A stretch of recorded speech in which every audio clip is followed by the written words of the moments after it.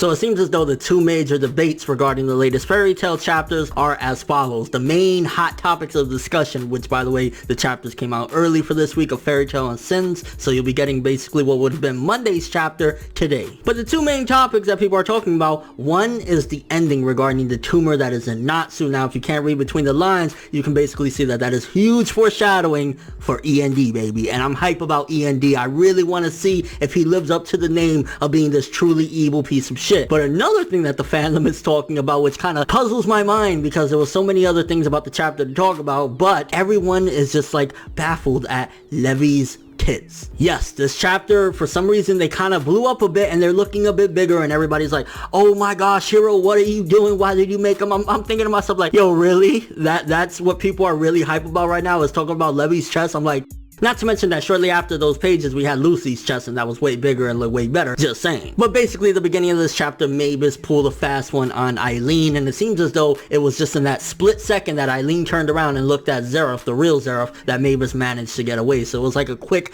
dash for time. So even Mavis, you know, the fairy heart, the one magic, all this crazy shit, she needed at least that split second so that she could get away. But then at the same time, you gotta think all it took is 1 second for her to get away. So it does showcase that her magic is no joke. Then we also got Mess coming up in there, and I'm thinking like, yo, Mess, like, it's cool and all that you came in and you came at the nick of time to come and help Mavis, but really, bro, like, I'm not gonna forgive you. I don't think any of us are gonna forgive you for the stupidity that you caused with all that happened with August. I'm like, Mess, like, I'd be totally fine if you died. Like, just go, Mess, go. Couple things in the chapter, to be honest with you, that I kind of felt like, was one thing, Godjiel saving those scrubs, I think Droid and whatever the hell their names are. I was just kind of like, don't really need it. I mean, I guess one of the things that it was good for was showing Godjiel's character development, so in that regard, okay, cool, but it was kind of like, hey, let's just throw these scrubs in there and showcase Godjiel being a good guy. So in that regard, maybe it was necessary, now that I think about it, that at the very least to showcase Godjiel has grown up, he does care about his Fairy Tail members, and not just the pussy that he's pounding, because you know he's loving that hole, you know he's loving banging Levy every night, and he's like, that's why I came back from the dead, that's why Hiro Mashima made this convenient plot point, because yeah, I want to pound that. And it was a heartwarming reunion with Panther Lily and Levy with Godjiel, and Godjiel was probably just looking at what happened in like 10 chapters, your chest blew up, what's going on? And then another thing though that I did honestly, and there's nothing really about it that I feel is, you know, redeeming in a sense, it just kind of felt like a waste of time, was the Zera stuff, because Zera, she came back and it was just kind of like she guided people, so in a sense she was just a really convenient plot point, because other than that it was like, what's the point? Mavis and her had their little reunion, so I guess it's to give somewhat of a closure to that part of Mavis's life, but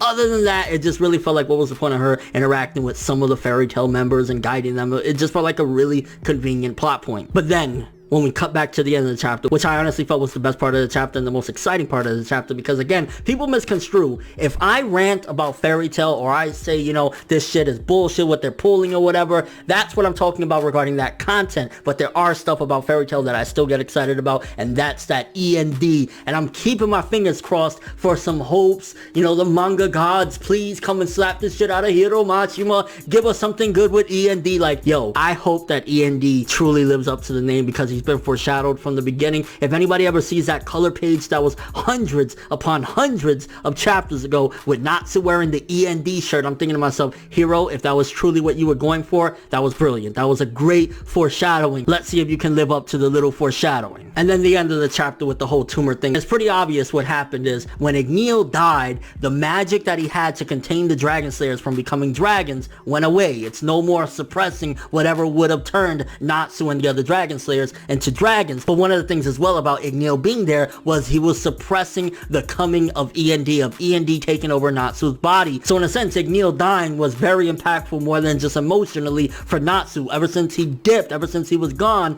Natsu slowly started to develop the E.N.D. poison, I guess, or the emergence of it to take over his body. So little by little it was coming, and basically Brandish kind of froze it when she turned the tumor small. So in a sense, if Brandish was there right now, all she would have to do is use her magic to kind of contain it again, and she can make it tiny to the point where it won't basically explode inside of Natsu and turn him evil. But the way things are looking, and with the next chapter's title, I think what's gonna happen is Natsu is gonna bust in there as Demaria is doing something really fucked up to Lucy, whether stabbing her with the sword or something like that, and that's when he's gonna losing and E.N.D is going to take over. So in that regard, with all that being said, a good setup chapter. There were a couple things that I felt like, you know, the Jet and Droid, yeah, that's their name, Jet and Droid, like them, I was kind of like, and also the Zera thing amounted to really just like, hey, let's give a little bit of closure to Mavis, but we had her interact with Fairy Tail members for, I don't know, just for the sake of it. Convenient plot point. And then showcasing yet again that Mavis truly is a tactician and truly has some extreme magic when she was able to get out of there with just a swift of a head. Eileen turned her head and Mavis was like, bitch, I'm out. And what do you guys think about the whole thing of Levy's chest expansion? Do you think maybe Brandish on the sneak was like, let me give her some tits? And how do you feel about this whole E.N.D setup? Do you think that next chapter Natsu's gonna go crazy seeing Lucy getting hurt and go E.N.D mode and fucking savagely hurt Demaria? And I say hurt because all hope is lost about killed. Like, it would be amazing, but we know, we don't guess, we know Natsu's not gonna run up in there and rip the bitch's head off. We know it's not gonna happen. And your overall thoughts? Honestly, this chapter I'd say maybe 7.5 out of 10. It had some good setup with E.N.D, but some things that was kind of just a waste of time in there as well. But thanks for watching. Hope you enjoyed. If you liked anything I had to say or enjoyed the video, drop me a like. I'd greatly appreciate it. And if you want more from me, make sure to subscribe, follow me on Twitter, Instagram, and stalk my Facebook to get more when the video ends. I'm ForneverWorld, and as always, people, have an awesome day.